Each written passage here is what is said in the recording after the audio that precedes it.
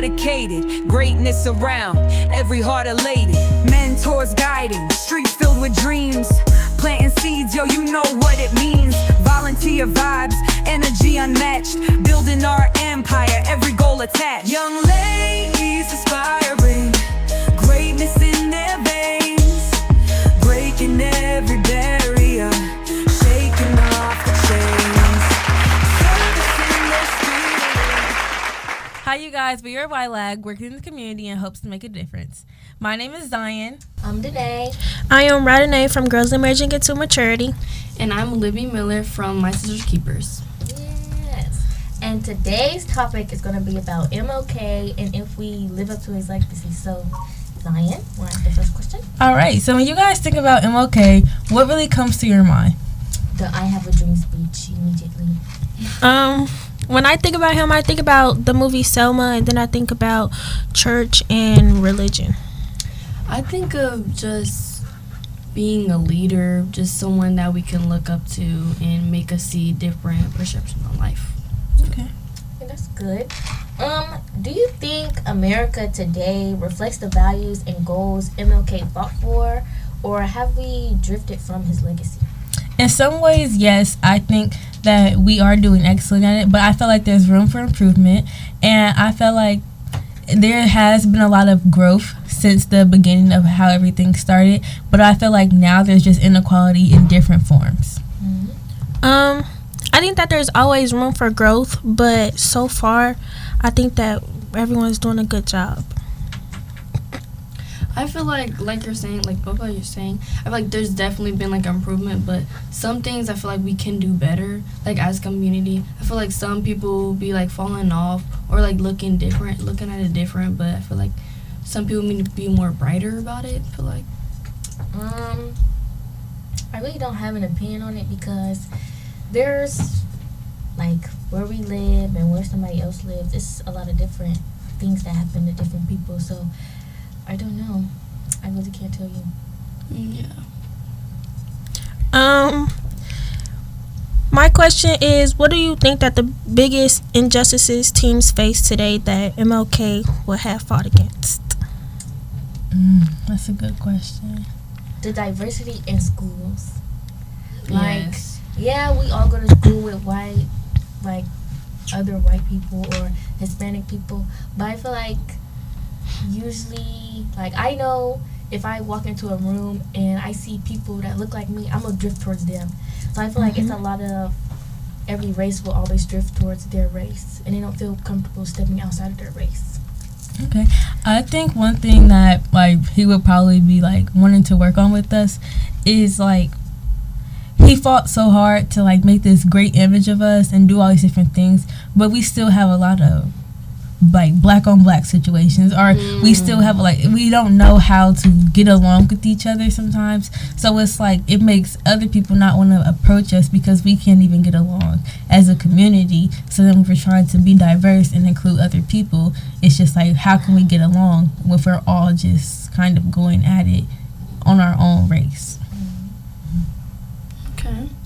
Yeah, honestly, that I'm still thinking about what you're saying, because I feel the same way. Like, obviously there's gonna be like black on black type like arguments and then white on white arguments, so it's just like he fought like a lot for us to have that, but it's just like there's always gonna be like that Racial injustice. Yeah. I felt like we got it so good when we were born because we didn't have to go through a lot of the same struggles that our parents and our grandparents went through. So I think we kind of take that for granted sometimes, that we're put in a society where we don't have to fight as hard as our ancestors had to. So it just makes us kind of get lazy on the things that they worked so hard on us for.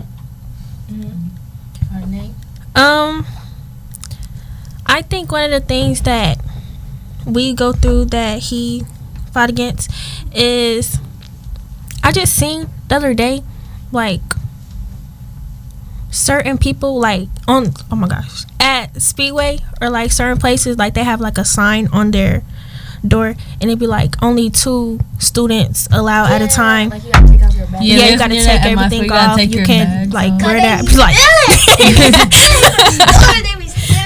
You'll be like, dang, I just want to go in with my friends. I won't go down the river no more. Oh my god. Oh yeah. Oh my goodness, I can't even go on Brown Street. I try to go to Yes. UDF, and they be like 2 students at a time, and then you gotta take your book bag off at the You door. gotta put it by the Gotta door. walk in like a regular civilian. Like, dang. Yeah. It's bad. Stop stealing. Literally. Jesus Christ. What question are we on? Just ask one. Just ask one. Okay.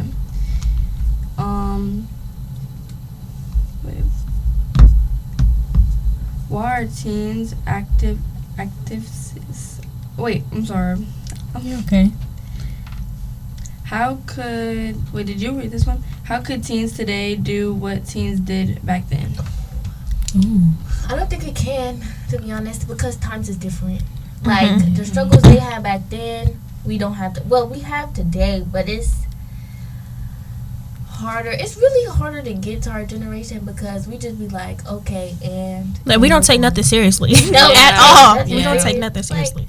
they just kidnapped the Venezuelan president, and nobody knows. I've heard about that, but I don't know. It's just like we have this big old platform. We have social media, and we don't use it for good. If anything, like we hear about something serious, and people go and make jokes about it. Like they'll like even with Or the make it a whole, meme. Yeah, like even with the Yeah. whole like ISIS situation, like it's like sometimes like people take it serious, but then you go on TikTok or you go on certain social media and people are making jokes about it, and this is a serious thing, but people like our generation doesn't know how to really like deal with it, so we find like different ways to go through it, like jokes or just trying to like push it off instead of using our platform in a good way. Yeah. Y'all heard about that little boy ICE took? Yes, the 5-year-old at school, that was Yes. terrible. I was talking about that. It's been stuff going around about this ICE officer Kevin. Oh, I seen earlier that some ICE officer followed a girl home and was running after her. I don't know. And the ICE dude was Mexican. I'm like, what? That's your own people. It's not.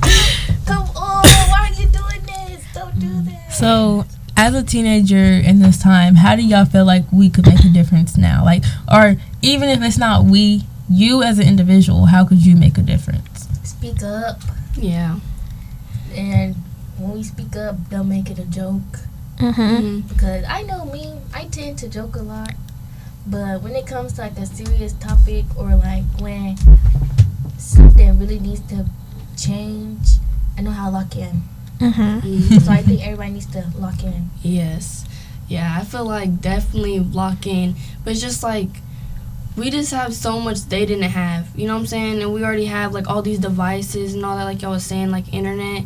So it's just like maybe if we're not around all that, maybe we just need to go outside more. Touch like, some really, grass. Literally touch some grass. Maybe go outside. It's too cold right now. But you know, when the weather get better, go outside. I don't touch know that about grass. y'all. I went outside and touched that snow too. Yeah, I was playing a little bit, but I went back inside though. I definitely- because frostbite is no joke.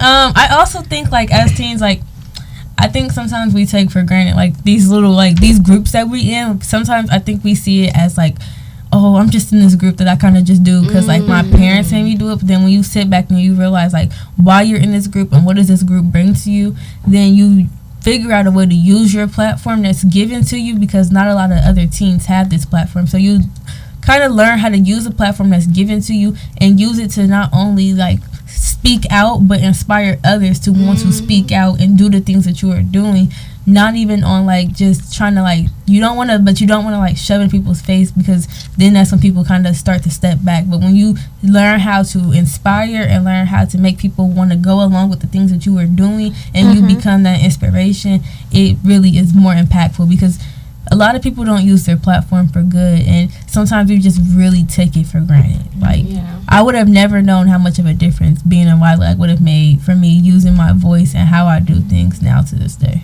Yeah, I think about like the past times. Like I've been in Ylag since I think 11. So 11 to 17, almost 18. That's a big part of my life, and Ylag definitely helped me grow and learn how to speak about like real life stuff and understand the impact I have and I can have, and especially when I campaign. Yes. Go check out our campaign. Go check out our campaign, you guys. Big Body, brown girl. body positivity. Yes. Period. Okay, so another thing that I was wondering is, now do you guys feel like the lesson about MLK in schools, do you guys feel like it gets simplified and thrown under the rug now, or do you guys feel like schools touch bases on it enough? I feel like some schools do touch base more about it, but I feel like, I mean, I can take my school as an example. Like, when they were coming to lunches and all that, like, some people would just try to get the candy or something. Like, they wouldn't be really interested. They would just want, like, that little gift or something. Mm-hmm. Like, they wouldn't take it as, oh, this can get me closer with us. Like, this can get me closer with my religion. This can get me closer with people, talk more. I feel like they don't really take it as that. So it's just like, I feel like a lot of times students just see it as, okay, this is a day off of school, and they don't really understand the meaning of why this is a day off of school and why we're doing these things that we're doing when we're not in school, like the marches. Like, I've talked to like my younger cousins and stuff, and sometimes they can't honestly tell me exactly what Martin Luther King is. They just know he had a dream and he had a speech and that it made a change, but it's really deeper than that, and I don't think schools really touch bases on it as much than they used to do when we were younger. I agree, because my old school compared to the new school that I go to now, I can say that at my old school, like, they were more in depth about it and gave you the full rundown of what happened. But at the new school, they just say, oh, you know, Martin Luther King, he was a preacher, he fought, he died. Yeah. No, they don't really go over like those. Remember, like, those Who Is books? Like, they used to really get us. like, to, they don't get facts. I've ever had a Who Is. Really With the big head. And the, Oh yeah. Yeah, the Who Is books, like, those used to really help me, like, be able to kind of learn We used to who have, people was. We used to dress up as people, and they used to come in like, oh, I miss those times. Yeah. No, but let me say this real quick. I feel like schools, I can't remember the last time I actually sat in a classroom and they taught me about, like, a black person, like, make an impact. Like, I don't remember the last time I done heard about somebody other than Rosa Parks, Malcolm X, Martin Luther King. And even then with Martin Luther King, I cannot remember the last thing I learned about that man, because they just say the same things over and and now over. that I go to a predominantly, like, it's a white district, they don't, like, even if everywhere they try, but it's like, You can tell that they Yeah. don't really know. you just giving me a paper Literally. saying pick a historic figure and put it up on the wall. Something And literally. sometimes too, like, as we're learning and when we look things up through social media, sometimes, like, I feel like because sometimes we're trying to, like, self-teach ourselves, we don't find what we need to find. Like, sometimes social media will, even if the person did a lot of impactful things, will find the negatives that the person did and try to outweigh what they, like, the impact they made with the negatives that they made, and define them as that person. And that can be very challenging to try to learn through. It definitely is challenging. So, with that, what do you think, what is something that you feel like you've been passionate about, but you haven't spoke up on?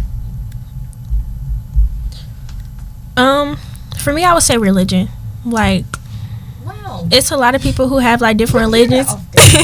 And, like, I'm learning different religions. Like, I'm Christian, but I like understanding other people's religions and how they think about things and what they pray for and who's their God. And it's like a lot of people I know who have different religions, and they get, like, talked about or they get looked at different because of their religion, but everyone's raised differently, everyone's from a different place. So I think that's one thing that I would like to talk about more or stand up for more. That's a really strong thing to, like, talk about. I guess I go to a Catholic school, so we're kind of like, it's forced on us, kind of like you have to, but you never really, like, realize how much of an impact it really makes until that you actually, like, get to take the class. But, like, by your senior year, you have to take a religion class, and we learn about world religion. So you learned about Christianity your whole freshman through junior year, and now we're learning about every different religion. And it really is interesting to learn about how other people think and about how other people do things, and, like, the history behind Christianity, because Christianity wasn't always just like how everybody sees it now. It's a lot of things behind it. So kind of learning about the backgrounds between each religion really is a difference. What's something that you wish that you spoke up on, Libby? Probably something probably like people, like just my like family or loved ones, like, cause you just, I don't know, I just don't really, or like the things they go through, or just to get us closer. Like I don't really speak on like us, like I don't really hang out with my family that much. Like I just be in my room. I'm not gonna lie, y'all. I just be in my room, and it's just like I feel like maybe I need to speak more upon my sister. Like I don't even talk to my sister for real, but I just feel like we should get closer, because like I don't really speak on none of that. So, but I did just get baptized, y'all. I'm not gonna lie, I just get baptized. Congratulations, girl. Oh my gosh, when did you get baptized? In November. Oh my gosh, so did I. For real? Yeah, I got baptized on November 1st, and I feel like it's been so impactful I know, throughout me it. too. It makes me look at things differently. Yes, and I don't know why, but I do get like more emotional. Like when I'm in church, like when I'm listening to the music, I'm like, oh my god, Listening to the Yes. hang Like, out and everything. I really like my, like, I don't like when I go to church, like I be like, people like, no, you just go to church. No, I like to go to church, and my notes that I take on church are so like detailed, and like it's just like it's really been impactful to me, because it's like the way I think, the way I kind of take things, the way I react to certain things. Like it really helps me like watch my tongue, watch how I treat other people, watch how I just kind of do things, because I don't want to make anybody feel any certain way, because I know how it feels. So just kind of giving people that grace that God always gives me, because I know I be stressing him out. Amen. Oh, and the pastors too. Like, I'm not gonna, talk about my pastor or nothing, but he from the South, so he be hooting and hollering. He can sing, but he just be hooting and hollering. It don't really be getting to me. But on New Year's Eve, I went to another church. Me and my grandma did. And what the pastor was saying was actually getting to me. Like, I remember what he was talking about. He was talking about the wells. Can't remember who was digging the wells up, but I know about the wells. You gotta fill the well. Mm-hmm. That really got to me, because I was sitting there like, I get it. Like, I don't know. It's just, I feel like, and he was a younger pastor, so I feel like that's why I got it and resonated with it so much. Because, Yeah, I love my pastor. I feel like he has kids too, so his kids are ranged from 21 to like 12. Ooh. So you kind of are able to like he's kind of able to like figure out, like he kind of is able to connect to the youth more while connecting to the adults, and it really helps me be able to understand what's going on. And he was like, we were talking about I can't think what the topic was, but we were kind of talking about how when it was a paralyzed man and he wanted to get to Jesus, how he kind of went through the roof. They went through the roof to get to where he was. And it's just like, it kind of helps you like think, it was called disruptive thinking, and it kind of like makes you change about how you think about things. So it kind of helped me be able to be like, okay, I know this is the problem, but this is not going to stop me. What's my solution? And that's kind of like, I feel like that's what MLK did, because he was able to find the problem, and when people tried to shut him down, when people tried to stop him, he found a way around it, and he found a solution. Because I feel like a lot of times we come to these problems and then it'd be like, nope, stop, you're not going to go past go. And we'd be like, okay, and we are okay with that, instead of being like, I'm going to get past go. And it just really stops us from pursuing what we need to pursue. I feel like that also resonates with black people too, because like you look at our history and it's like we fought so hard, from slavery, from civil rights to this to that. What's that one thing called?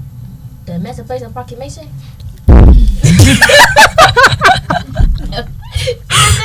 You said it right. Okay, we know what you meant. We know. You said it right, just fast. The thing. Yes, okay. When they was hiding the slaves, we came a long way. That's my goal. That's what I'm trying to get out. Then, Emancipation Proclamation. Okay, where do you guys feel like we've progressed like a lot, and then, because I feel like we've been focused on where we fell off, but where have we progressed a lot at? I feel like we progress a lot of seeing each other, like seeing everybody in stores and stuff. Like I feel like that just a community. As together, like, and how we come together and different things, like different races come more together. I feel like we definitely improved a lot on that. The schools, the education. Man, I know a good way to bond. Them line dances. We bond. Don't get up every The time. line dances will bring us together, and kind of doing like just the different like social events, and like when we do like festivals, I feel like he would be really proud of like how we go to each other's festivals, like when it's like the Hispanic Heritage Festival, Like you show don't up for each other.